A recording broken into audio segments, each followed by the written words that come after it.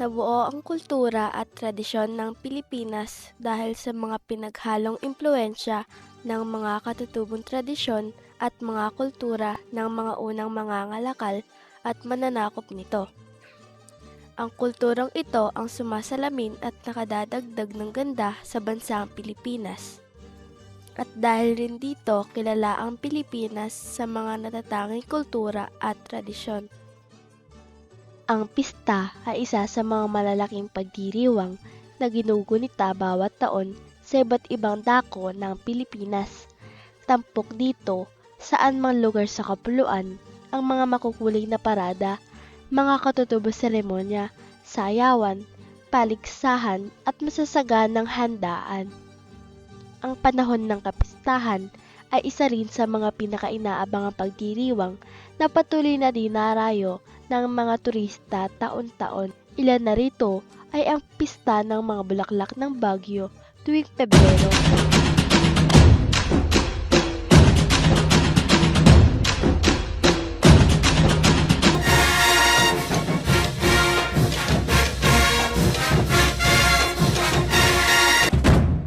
Pista ng itim na Nazareno ng Quiapo, Maynila tuwing ika-9 ng Enero.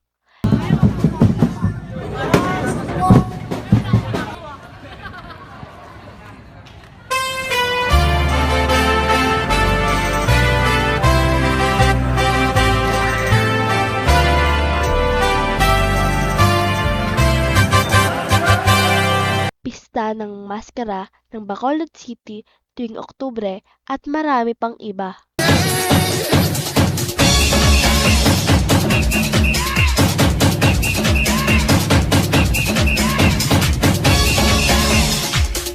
Ang Simbang Gabi ay isa sa mga pinakamatagal at pinapopular na kaugalian ng mga Pilipino tuwing Kapaskuhan. Ito ay kilala din sa tawag na Misa de Gallo, na ang ibig sabihin ay Mass of the Rooster o Misa ng Tandang. Ang tradisyon na ito ay mahalaga sa bawat Pilipino sapagkat ito ay simbolo ng pagdating ni Hesukristo. Ang Simbang Gabi ay serye ng 9 na araw.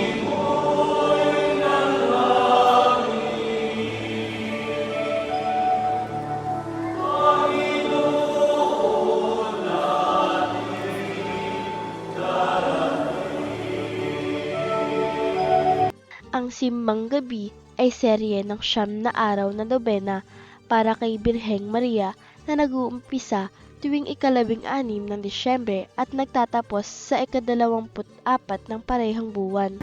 Rich Darren, ilipat niya pala ang kuko ni Aling Lita mula sa kanilang bakuran ay dadalhin sa bukid. Sige, tumulong tayo. Sige, tara na. Ang bayanihan ay ang sama-samang pagtutulungan ng mga magkakapit-bahay o mga magkakabarangay sa pagbuhat at karaniwang paglipat na isang bahay, na noon ay kubo na gawa sa nipa at iba pang magagaan na materyales ng kanilang kasamahan patungo sa isang bagong pesto. Sinasalamin ng tradisyong ito ang pagkakabuklod-buklod at mapayapang pagsasama at sistema ng tulungan sa isang pamayanan.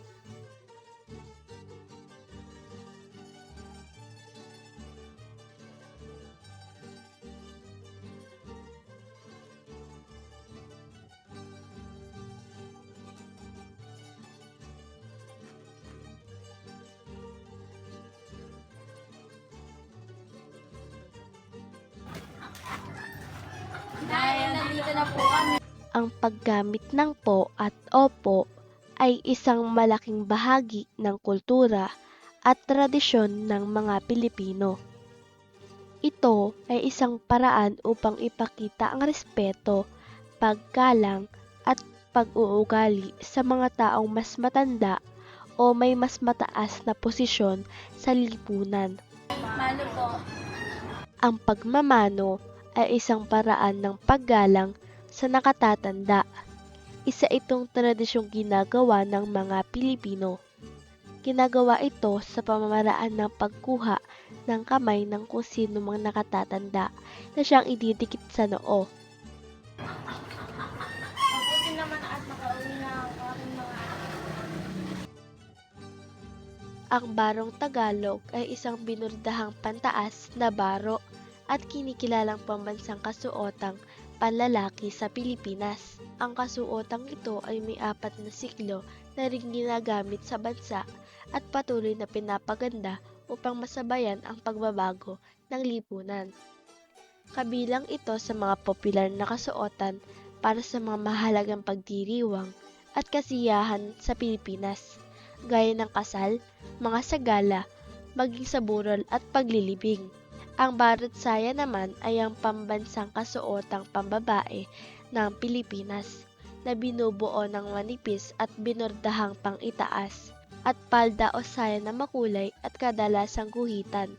Ang pagsusuot nito ay alinsunod sa utos ng mga Espanyol na takpan at damitan ang hubad na katawan ng mga katutubo, lalo na ng mga kababaihan. Ang ibig sabihin ng salitang karinyosa ay mapagmahal o magiliw. Ang sikat na sayaw na ito ay nanggaling sa Espanya.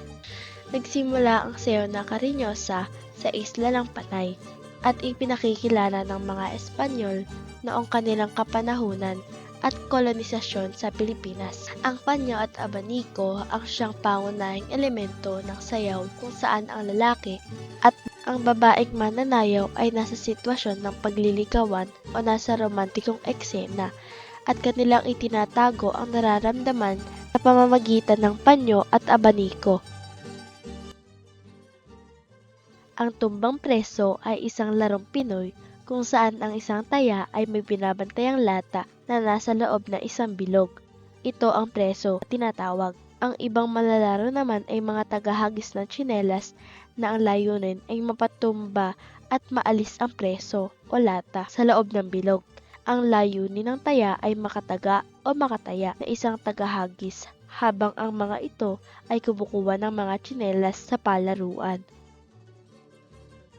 Ang patintero ay isa sa pinakapopular na larong Pinoy. Minsan tinatawag din itong harang-taga o tubigan dahil kadalasan ay binubuhusan ng tubig ang lupang nilalaruan. Ang patintero ay nilalaro ng 2 pangkat na may pantay o parehas na bilang ng kasapi sa magkabilang koponan. Kailangan makalagpas ang mga bangon sa lahat ng linya mula sa una hanggang sa dulo at makabalik muli sa lugar na pinagsimulan or starting area nang hindi sila natataya. Ang mga taya naman ay magbabantay, 1 tao sa bawat linya at pipigilang makalagpas ang mga bangon sa pamamagitan ng paghuli at pagtaya gamit ang tapik o pag-abot ng kamay sa harap, hindi sa likod na bahagi ng katawan. Ang piko ay isang popular na larong pambata sa bansa. Kailangan ng mga manlalaro na pumili ng pamato. Ito ay isang bagay na ginagamit bilang pananda kung nasaan ang manlalaro. Ito ay isang bagay na ginagamit bilang pananda kung nasaan ang manlalaro. Ito ay maaaring maging 1 piraso ng bato o 1 piraso ng basag na pinggan. Sa larong ito, kailangan maparami mo ang iyong bahay para tanghalin kang panalo. Gumuguhit sa sahig o lupa ng imahen gamit ang tsalk o uling. Para sa 1 at 2 pagtapak, may hawak ding bato na pamato ang mga kasali sa laro. Ihahagis ito para makahakbang, pasulong at pabalik sa base. Kapag nakumpleto ang lahat ng hakbang, saka pa lamang magkapipili ng maangkin na bahay. Ang kultura ay napakahalagang bahagi ng ating bansa. Ang kultura ang siyang nagbubuklod at gumagabay sa ating mga Pilipino. Ito ay nagpapakita na mayroon tayong pinagmulan sa mga bagay at gawaing nakasanayan natin. Ang Pilipinas ay may makulay na kultura at kinilala ring mayaman sa iba't ibang uri ng kultura at isa sa mga bansa na kinikilala ang kulturang nagmula sa ating mga ninuno. Kaya huwag nating balewalain ang ating kultura, sa halip ay alagaan natin ito at itaguyod.